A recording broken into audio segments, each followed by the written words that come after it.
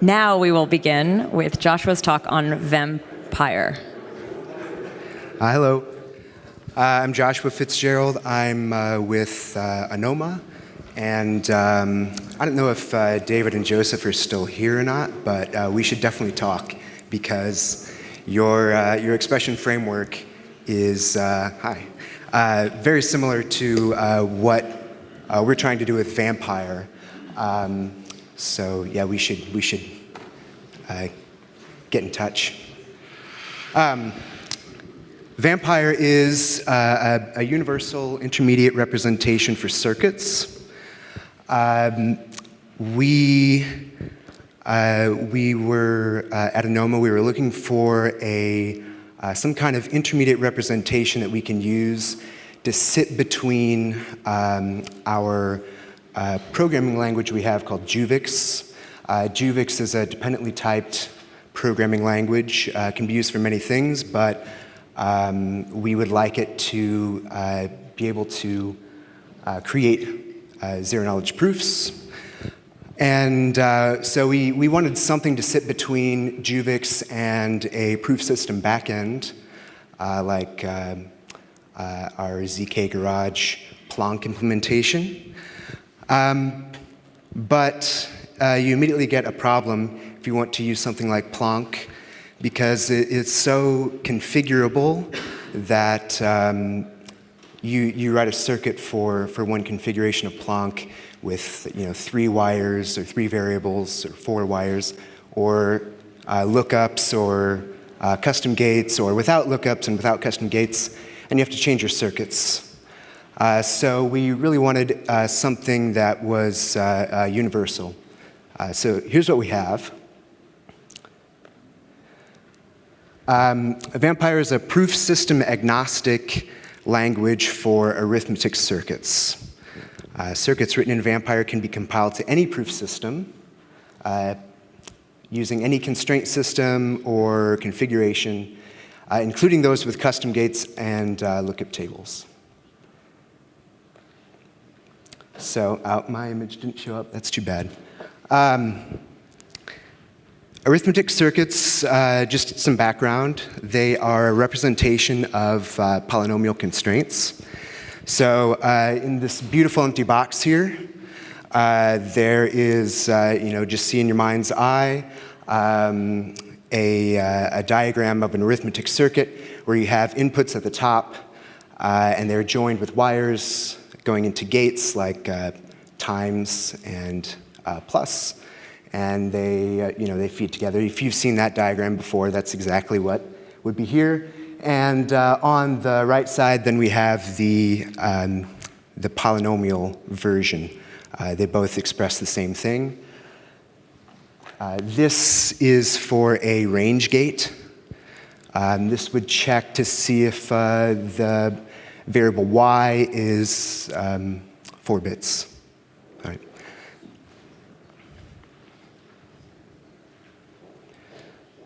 Okay. So constraint systems, we have a few of these. There's like R1CS and Plonkish.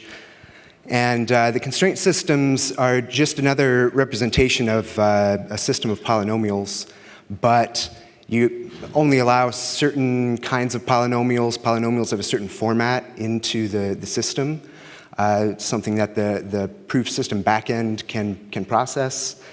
With R1CS, you have this expression that's like A times B minus C, but A, B, and C can be a linear combination of variables, right? So R1CS allows one product of a linear combination of variables, whereas Plonkish constraints have a fixed number of variables. I almost put on here that a Plonkish constraint has maximum degree 2, which is like the original Plonk.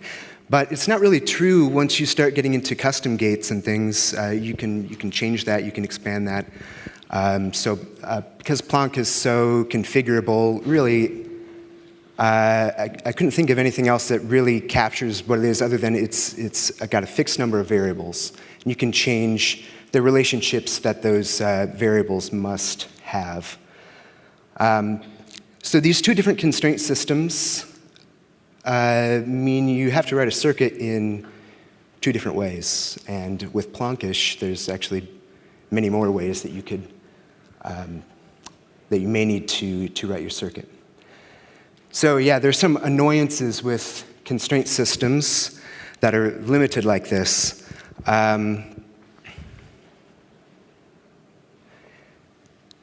Circuits written in different constraint systems can look very different. Constraints written in some constraint system may not resemble the source. If you're implementing something, it's got a canonical formula, but that formula doesn't fit into your constraint system, then you have to rewrite, and you have to break your polynomials into pieces, and suddenly it doesn't really resemble the original source. So you can make mistakes that way. Circuits have to be rewritten in order to use them in another proof system or configuration. It's a big pain. It's also painful to benchmark a circuit in different proof systems or configurations. You might have a circuit that you suspect will perform better with lookups enabled, for instance. But lookup gates come with their own cost. They're not free. So you want to know, is this circuit, will it work better with lookups or not? You'd want to use it in two different ways, one with lookups and one without. But you have to rewrite the circuit in order to use it in two different ways. And then you have to verify that the circuits are actually the same. What if you made a mistake when you were rewriting the circuit? So that's a challenge. Some more annoyances. No canonical circuit format. So it's harder to take someone's circuit that they wrote specifically in a backend proof system like implementation, and then translate that into some other proof system implementation. Iterating on circuit designs is difficult. You make a change, it might change the entire thing. Front-end languages, or DSLs, can become very tied to a particular constraint system or proof system implementation. So you're kind of stuck. It might be easy to write circuits using a particular DSL, but then what if that DSL only ends up using R1CS, but you want to try it out in Plonk, then you have to use some other DSL. So yeah, there's a couple of issues. Here's an example of some circuits that don't resemble each other because they're written in different constraint systems. And they also don't resemble the source. This is the formula for a twisted Edwards addition on twisted Edwards elliptic curve. So you've got 3 points here. They have x and y coordinates. And those points add together according to that formula up there if these two constraints at the bottom are satisfied. So we've got 6 variables here. The capital A, capital D, these are just parameters that specify a particular curve. I didn't want to write the huge numbers out, so I just used those.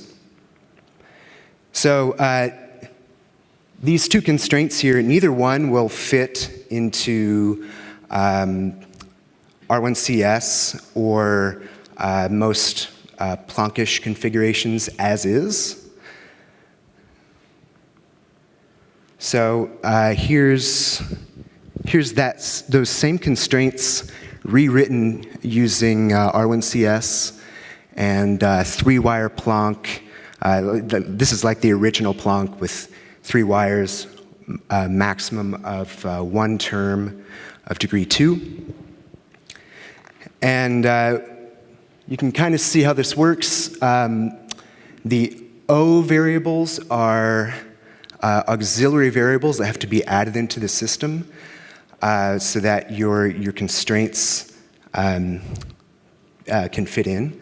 So like in this first line here under R1CS, we are kind of saving x1 times y2 in a new variable called O1, which then we can use later. If you remember high school math, you might have to take a system of equations and eliminate variables, use substitution, that kind of thing. We're kind of doing the reverse here. We're adding in variables so that we can actually use more constraints of lower degree or that fit the format. Similar things happening on the right side with three-wire Plonk, but because three-wire Plonk doesn't allow an arbitrary number of variables in the system there, we have to include more constraints. All right, and compare those to the originals. If you showed me either of these circuits at the top here, I wouldn't know unless I sat down and did the math that they actually correspond to what's at the bottom, right? Would you? They don't look anything like it, and it's some work to recover those original equations.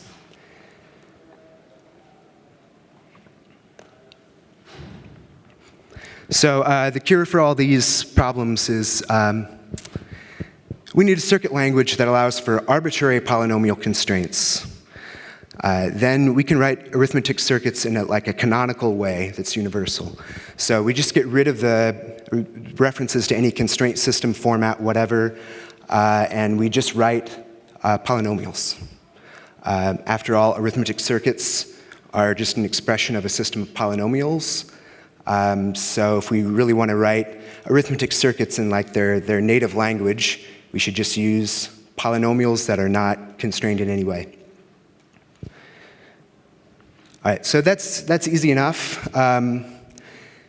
You can then take these polynomials and convert them into R1CS or Plonkish constraints. You can do some things like taking any multiplication of variables and saving them in a new one, just like on previous slide. But we still have a problem. If you're just using polynomials, what do you do about proof system backends with custom gates and lookup gates?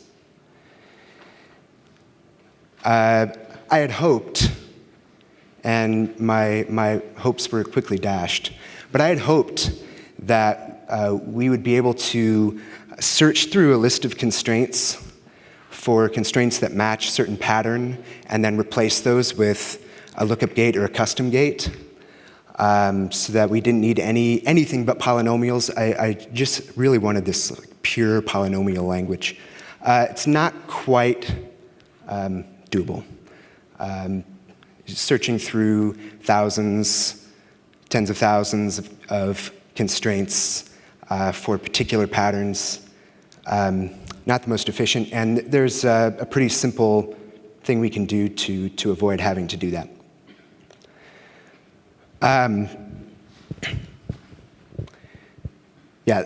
Basically just said this. The arbitrary polynomial constraints aren't enough. We need some extra information.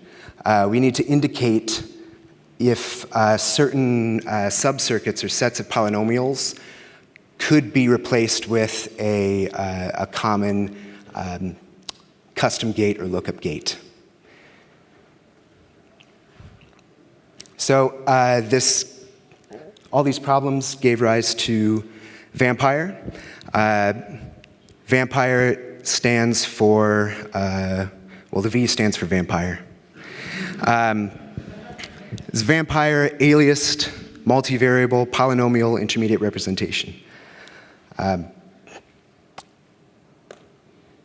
So the design principles for VampIR are we should have a representation of a circuit that expresses the intention of the circuit. And hopefully we can do that without including a bunch of details from the particular proof system that you want to use or constraint system or the implementation of that proof system, it should just express the circuit itself. The circuit is one thing, and it should be kind of encapsulated there so we can separate our concerns. A representation of a circuit should be flexible enough to allow for custom gates and lookup tables. All right, so how does VampIR work? VampIR accepts multivariable polynomial constraints of any format. So this achieves our first principle, which is polynomials in any format don't have any reference to our particular proof system or constraint system. So if we were rewriting those twisted Edwards addition formulas in VampIR, we would just use the original formulas at the bottom. These are slightly modified from the formulas in the book because they usually write them as a fraction. So, but all you have to do is multiply both sides, and you can recover this these polynomials in this format with no division at all. But it basically looks exactly like the formula you would read out of a book. So it's much easier to check.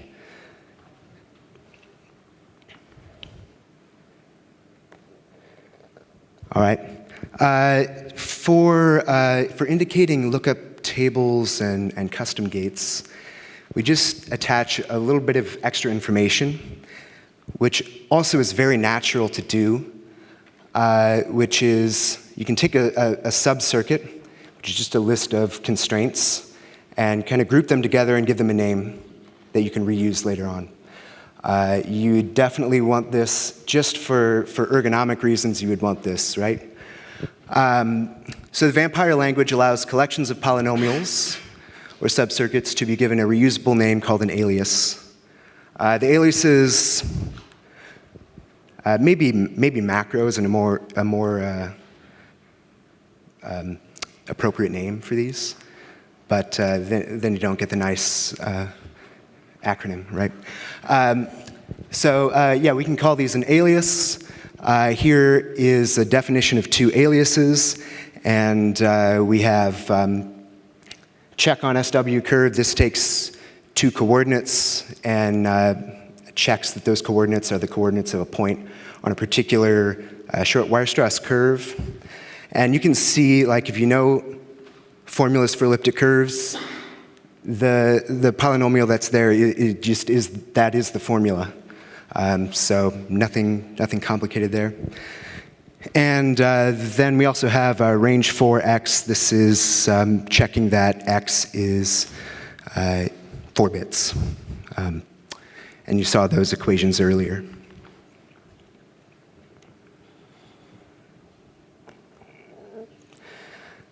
Okay. Aliases can have a signature, kind of like a function signature, which indicates which variables you should consider to be outputs. One of the awkward things about programming in circuits is that arithmetic circuits don't really have outputs. It's not a computation where you put something in and get something out. But a lot of the computations you want to check are function-like with outputs.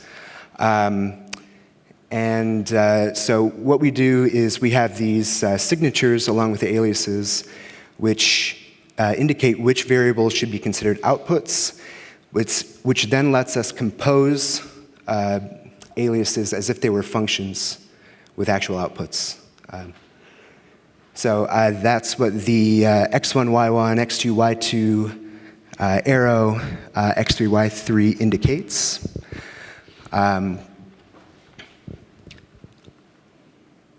So the x3 and y3 would be outputs of this alias, outputs in quotes.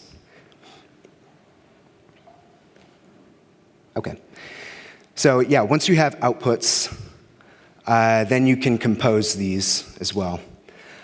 So here's twisted Edwards add done twice. So we're adding 3 points together and getting a fourth as a result.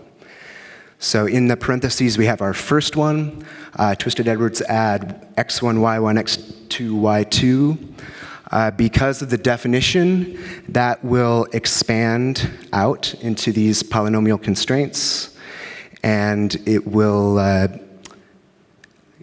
save the results, so to speak, in x3, y3, and then those will become the two first coordinates down here. And there's a namespace thing going on here to prevent the x3 and y3 from colliding there. So this gives you a really convenient way of expressing circuits. It's fairly ergonomic, fairly readable. And also, this solves our problem with lookup gates and custom gates. If you're using like standardized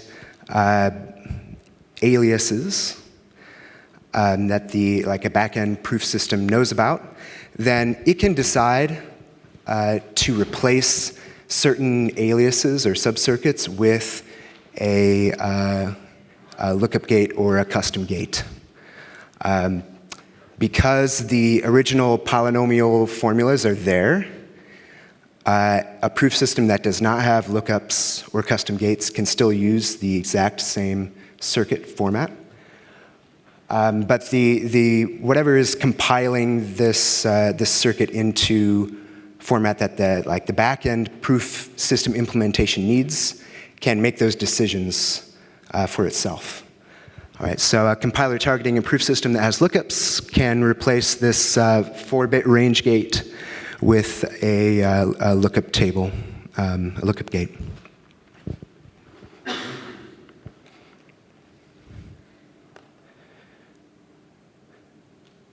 Okay.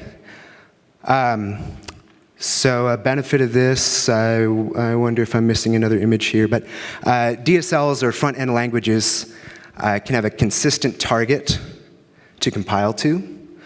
And then also on the back-end side, various proof system implementations can use VampIR as a consistent source for circuits. And they also may be able to make certain decisions about how to interpret that circuit in a way that makes sense for its particular features.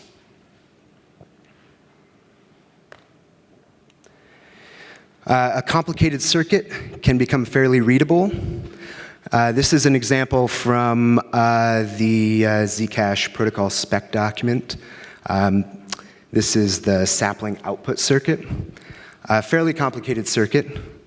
Not as complicated as the spend, but the output circuit is here. We've got basically 4 lines, and yeah, I'm missing more images. That's a shame. If you look up the sapling spec, there is a part where they say exactly what needs to be checked in the circuit for the output. It looks very similar to the lines that we have here. So you can write these and just visually see that it matches what you expect it to look like. So you can check circuits against a spec pretty easily. Also, a circuit written in VampIR can serve as a spec if it's universal and canonical, and it expresses the intention of a circuit. You could be able to use it as a spec itself. Okay, I think that's it, yeah. There's the Zcash protocol specification that I used in part of this. So I think we've got just a little time left. Are there any questions? Oh, here's one. Hold on. Yeah. First of all, fantastic, great talk, and really cool work. I have a question. So, do you perform sort of sub-expression elimination and like, extracting the common variables out, all of those kinds of optimizations at this level, or is it like something at a lower level than that? I think at this level, I mean, these expressions can compile to it's like an AST type of thing, and we can do some manipulations there.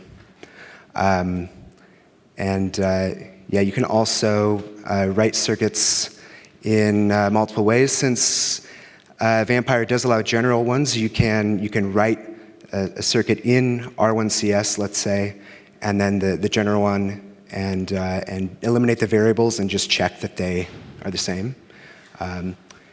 It's easy enough to do by hand if your circuits are small, but you can also do it automatically that way. Yep. Can I have a follow-up question also? Yeah. And also, how do you handle non-determinism in this? Where do witnesses come from? How do we handle non-determinism, and where do witnesses come from? All right. Yes. So the witnesses will come from certain initial inputs that are independent of everything else, and the proof system backend implementation will receive a list of those initial inputs, and then it should be able to figure out how to calculate any intermediate values and assemble the witnesses that way.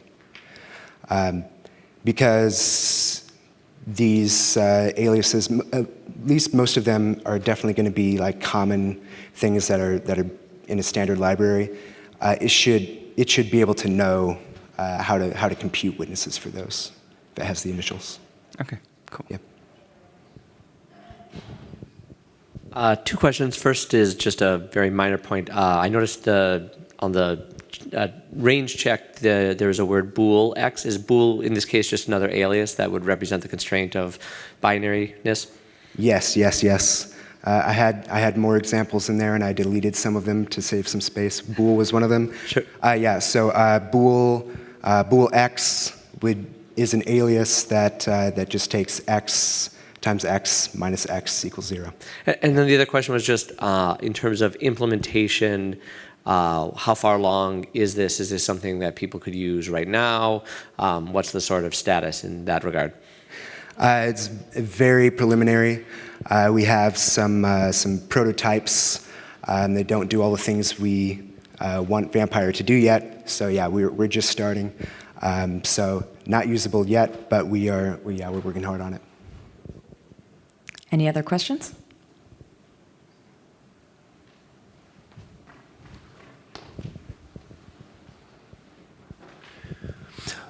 Would it help, or why don't you take, so would it help, for example, that the languages like DSL languages or the other languages export part of the structure so that you don't have to write like another polynomial, so another system? Would it help that the languages, the current DSL languages, export information? So it says you export these constraints, and these constraints are for this template or are for this specific function. So this could help also to optimize and to get the information on that side. Yes. Front ends. We're not sure exactly how much a front end language might need to know about the proof system backend on the other side of our intermediate representation. But we were thinking that some amount of that information, the configuration or something like that, might be very helpful in the like a DSL to know about. They may be able to export that information into like a separate file that sits alongside VampIR. VampIR expresses the circuit, and any other information could be separate. That way you can have a circuit which is portable under different configurations. But yeah, a front end might want to include some helpful information. Very cool. I think we're actually at time. Thank you so much for the talk. Yeah.